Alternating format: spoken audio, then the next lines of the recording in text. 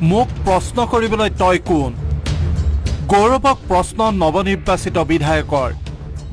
নিশা ৰাজীৱ ভৱনত কংগ্ৰেছ বিধায়িনী দলৰ সভা পৰিণত হল লংকাকাণ্ডত।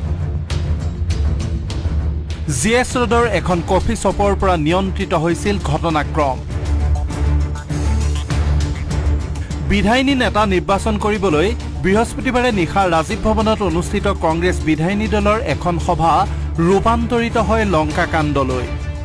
হাইকমাণ্ডৰ বাৰ্তালৈ প্ৰদেশ কংগ্ৰেছৰ সভাপতি তথা সাংসদ গৌৰৱ গগৈয়ে আহ্বান কৰা এই সভাৰ পৰিৱেশ ইমানেই বেয়া হৈ পৰিল যে শেহত বিধায়িনী নেতা নিৰ্বাচনো সম্পন্ন নহল। গৌৰৱ গগৈয়ে এই সভা আহ্বান কৰাৰ লগে লগে প্ৰদেশ কংগ্ৰেছৰ সভাপতি সলনি কৰিবলৈ তৎপৰ সংখ্যালঘু একাংশ বিধায়ক গুৱাহাটীৰ জিএছ ৰোডৰ এখন কফি শ্বপত মিলিত হয়। এই কফি শ্বপৰ পৰাই এজন এজনকৈ ভাগে ভাগে বিধায়ককেইজন ৰাজীৱ ভৱনৰ বৈঠকলৈ যায়।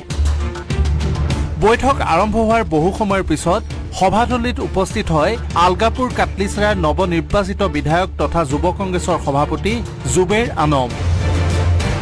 জুবেৰ পলমকৈ সভাত উপস্থিত হোৱাৰ বিষয়ে সভাপতিৰ কাষতে বহি থকা এজন জ্যেষ্ঠ বিধায়কে গৌৰৱ গগৈৰ দৃষ্টি আকৰ্ষণ কৰে। লগে লগে গৌৰৱ গগৈয়ে জুবেৰক প্ৰশ্ন কৰে, ইমান পলমকৈ কিয় মিটিঙলৈ আহিছা?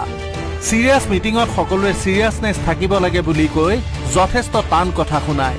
গৌৰৱ গগৈৰ পৰা কাৰ্যত গালি খায়ো মনে মনেই নিজৰ আসন গ্ৰহণ কৰি বহি থাকে জুবেৰ আনম। জুবেৰ বৈঠকত প্ৰৱেশ কৰাৰ 10 মিনিটমানৰ পিছত একেখন বৈঠকতে উপস্থিত হয় প্ৰাক্তন বিধায়ক দিগন্ত বৰ্মন। কিন্তু পলম কৰাৰ বাবে দিগন্ত বৰ্মনক কোনো প্ৰশ্ন নকৰি গৌৰৱ গগৈয়ে তেওঁক বহিবলৈ দিয়ে। লগে লগে থিয় হৈ জুবেৰ আনমে সভালৈ দেৰিকৈ অহাৰ বাবে বৰ্মনক কিয় প্ৰশ্ন কৰা নহল জানিব বিচাৰে।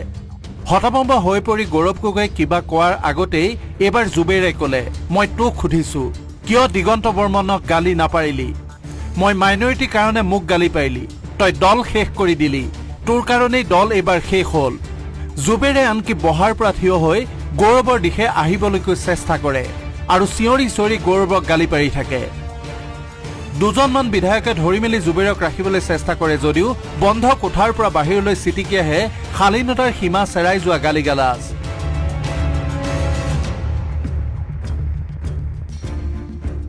এইবাৰ থিয় হৈ সাংসদ ৰকিবুল হুছেইনে জুবেৰক শান্ত কৰিবলৈ চেষ্টা কৰি কয়, তুমি ভুল কৰিছা, এইবোৰ কি মাত মাতিছা?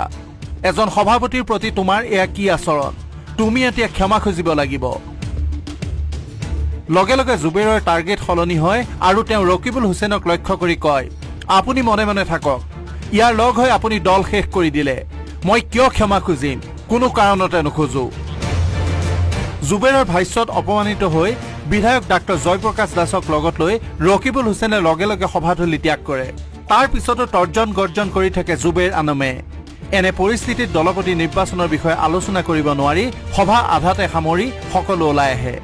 বাহিৰত গৌৰৱ গগৈয়ে নিশাই চাফাই দিয়াৰ চেষ্টা চলালে ভিতৰত তেনে কোনো ঘটনা বোলে ঘটাই নাছিল। এইটো যে আমি যেতিয়া কাৰোবাৰ পইণ্ট সমৰ্থন কৰোঁ তেতিয়াওতো আমি ধৰ কৰোঁ, যেতিয়া কোনোবা ভাল যুক্তি দি আমি ধৰ নকৰোঁ নেকি? এইটোতো আমাৰ অভিজ্ঞতা। এতিয়া আপোনাৰ সেইটোৱে আমাৰ সমস্যা। আমি আমাৰ বৈঠকত আমি সাংবাদিকসকলক ভিতৰত বহাব নোৱাৰোঁ, তো সেইকাৰণে আপুনিও বাহিৰত থাকি হয় আপোনাৰো আমনি লাগে, কিবা কল্পনা কৰাটো আপোনাৰো স্বাভাৱিক কথা, তো সেইকাৰণে এইটো হয় আপোনালোকৰো ভুল নহয় মই ভাবোঁ। শুকুৰবাৰে বিধানসভা চৌহদত জুবেৰে ক'লে তেনে কোনো ঘটনা ৰাজীৱ ভৱনত ঘটা নাছিল, সকলোবোৰ মিডিয়াৰ সৃষ্টি। কিন্তু দ্বিতীয় মহলাৰ পৰা ছিটিকি অহা গালি গালাজ সন্দৰ্ভত তেওঁ কোনো কথা নকলে। মইতো নিজে তাতে আছিলো, মইতো এনেকুৱা একো দেখা নাই। এইটো চাগে কোনোবাই এনে ওলোৱা অপপ্ৰচাৰ, কাৰণ মই নিজে তাতে মিটিঙত উপস্থিত আছিলোঁ, মইতো কেতিয়াও এনেকুৱা একো দেখা নাই, এনেকুৱা একো হোৱাই নাই। এইবিলাক চব অপপ্ৰচাৰ। যেনেকুৱা কৈছোঁ, যোনে কথাখিনি কৈছে তেওঁতো নাছিলে, মইতো আছিলোঁ। মই যিহেতু মিটিঙত আছিলোঁ, ময়ে কৈ আছোঁ এনেকুৱা একো দেখা নাই। চ' তেওঁ বাহিৰৰ পৰা কি দেখা পালে এইটো কাল্পনিক।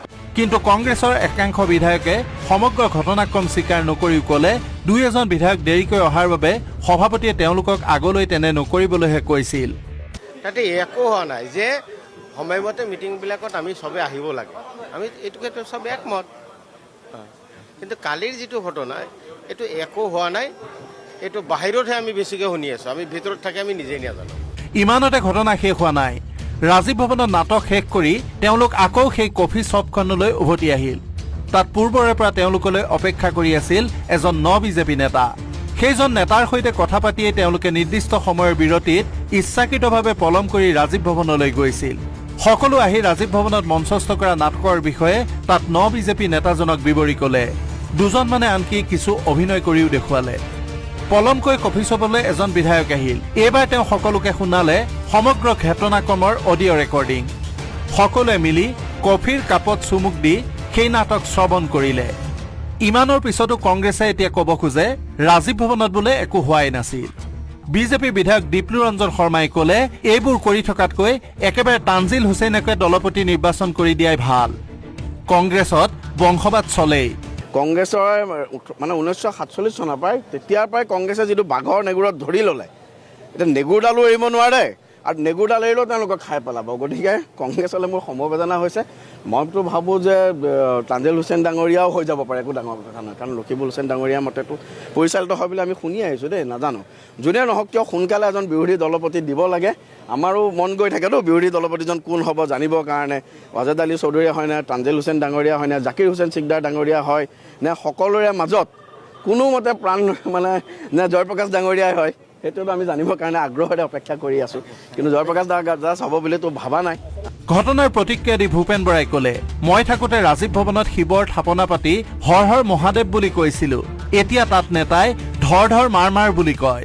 আগতে যেতিয়া মই কংগ্ৰেছৰ সভাপতি আছিলোঁ তেতিয়া ৰাজীৱ ভৱনত আমাৰ এজন ভাইচ প্ৰেছিডেণ্ট আছিলে ৰাজু শৰ্মা বুলি, এতিয়া ঢুকালে। তেওঁ এটা শিৱ মন্দিৰ খুলিছিলে আৰু যেতিয়া আমাৰ ভাল লাগে আমি তাত গৈ পেলাই হৰ হৰ মহাদেৱ কৰোঁ। এতিয়া কালিৰ পৰা নতুন পৰম্পৰা আৰম্ভ হৈছে ধৰ ধৰ মাৰ মাৰ। গতিকে চাই থাকক লাহে লাহে কংগ্ৰেছ দলটো কোনফালে যায়। চৰকাৰ গঠনটো বাদেই 19জন বিধায়কৰ মাজৰ পৰা এজন নেতা নিৰ্বাচন কৰিবলৈ গৈয়ে এতিয়া কুৰুক্ষেত্ৰৰ মুখত পৰিছে কংগ্ৰেছ দল। এনে অৱস্থাত কংগ্ৰেছে সিদ্ধান্ত লৈছে যে দলপতি নিৰ্বাচন কৰিবলৈ ৰাজ্যলৈ আহিব AICCৰ পৰ্যবেক্ষক। এই পৰ্যবেক্ষকে প্ৰতিজন বিধায়কৰ সৈতে আলোচনা কৰি সিদ্ধান্ত ল'ব বিধায়িনী দলৰ নেতা হ'ব কোন।